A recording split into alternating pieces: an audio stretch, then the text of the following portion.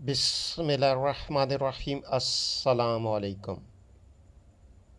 इमाम जाफ़र सादिक़ अलैहिस्सलाम से रिवायत है कि एक शख्स ने रसूलुल्लाह सल्लल्लाहु अलैहि वसल्लम की खिदमत में अर्ज़ किया,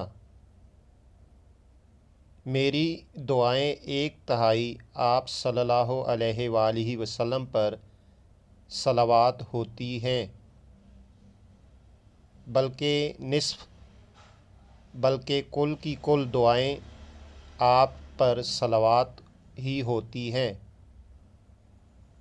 आप सल्लल्लाहु अलैहि वसल्लम ने फरमाया, ये दुनिया व आखिरत की बेहतरी के लिए काफ़ी है।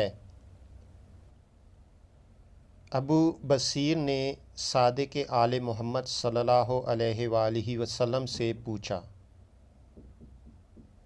इसके क्या मानी है कि कुल सलावत रसूलुल्लाह सल्लल्लाहु अलैहि वसल्लम के लिए है। इमाम सादिक़ अलैहिस्सलाम ने फरमाया,